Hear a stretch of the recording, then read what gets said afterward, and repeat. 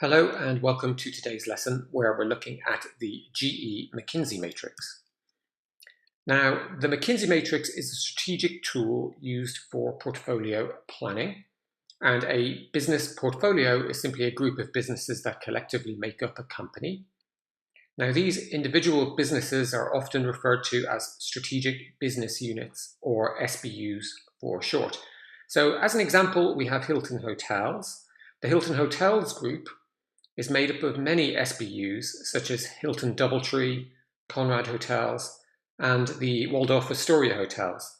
Now, some businesses can be very complex, having hundreds of SBUs, but no business has an infinite amount of resources or money it can invest. And so the matrix allows a business to analyze their portfolio of SBUs to determine which SBUs should receive more or less investment, what new products or SBUs are needed in the portfolio, and which products or SBUs should be divested. Now, the McKinsey matrix came about in the 1970s when General Electric hired McKinsey Company to develop a business portfolio analysis tool, and they wanted this tool to enable them to better analyze their SBUs so they could make better investment decisions. Now, in the diagram, you can see an example of a McKinsey matrix. And what you can see is the competitive strength of an SBU is shown on the x-axis with the attractiveness of the market on the y-axis. Now, this next point is important and it's really easy to overlook, but the direction of the arrows in the diagram is important. Industry attractiveness increases as you go from the bottom to the top of the diagram.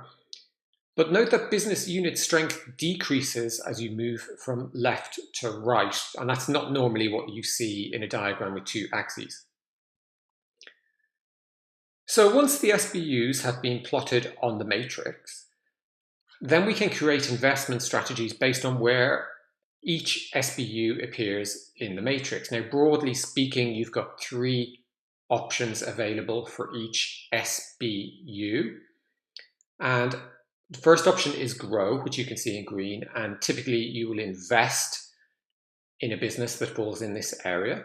Second option is hold, and you can see that in the orange in this diagram.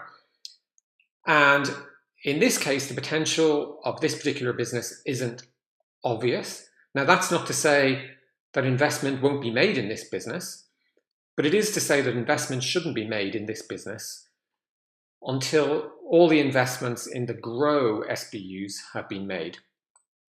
And the final option here, which you can see in the red, is harvest. And that means invest just enough in this business to keep it operating, or else get rid of it, divest it. So when we talk about market attractiveness and competitive strength, what exactly do we mean? One important thing to realize is that most of these factors are subjective, and that means we have to use our judgment and estimate or even sometimes guesstimate values for these two factors. So market attractiveness factors include things such as market size, expected market growth rate, market profitability trend, competition level, and lots of other factors besides. Competitive strength factors include things such as total market share of the SBU, market share growth rate, what's the customer loyalty rate, what is the brand strength, etc. So how do you use the McKinsey matrix model? Well, the first thing you need to do is determine the industry attractiveness of each SBU. And I've used a weighted decision matrix to help with this. So as you can see in the diagram, we have our criteria that we're going to measure against. Alongside that, we have a weighting. Then we have our scores for each of the business units in these three columns here. And finally, that gives us a total value at the bottom here. And basically, the bigger the value, the more attractive the market is. And for this column, you would total that up and put the value here as well.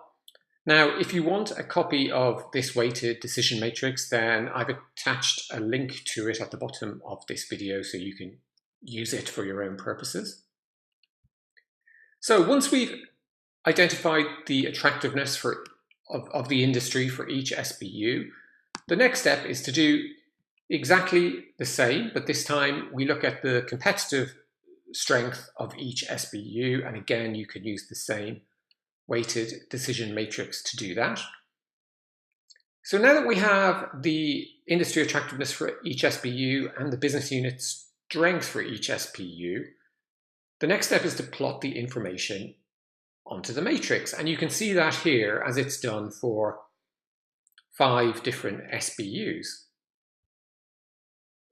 Now, the matrix as created here only provides a snapshot of where each business is right now. And obviously that's really useful, but it would be even better if we understood where each business was headed in the future. And that takes us to step 4, where we identify the future direction of each strategic business unit. And to do that, we simply use an arrow to show how we think industry attractiveness and business unit strength will change. So as you can see in this example, SBU 1, we're expecting the industry to become more attractive and the competitive strength of this SBU to also improve.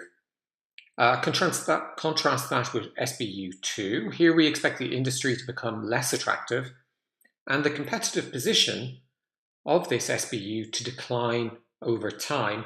And that might mean that we choose to invest more into SBU 1 than SBU 2 when we come to step 5, where we're choosing how much we're going to invest in each business. Now you can see the importance of looking at the direction that business units are going in over time, because at first it appeared as though SBU 2 was definitely the one to invest in.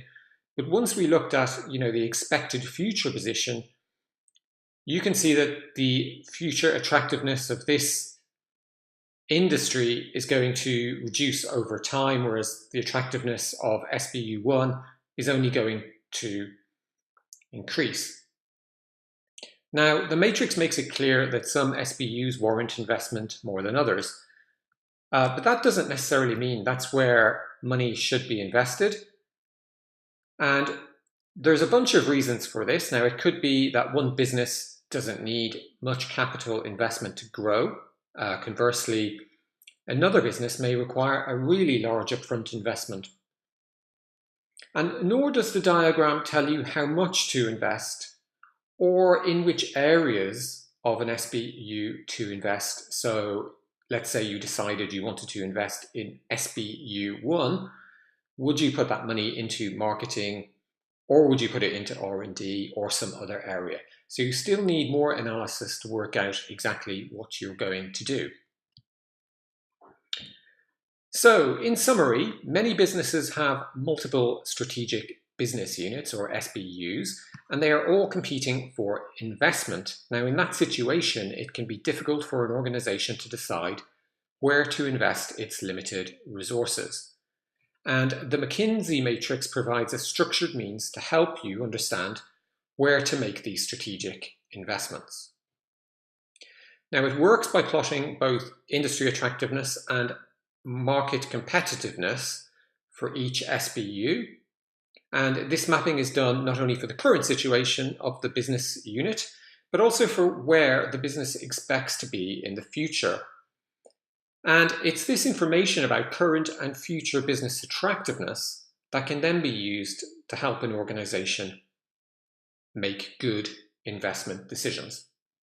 So that's it for today's lesson. Really hope you enjoyed it, and I look forward to speaking to you again soon.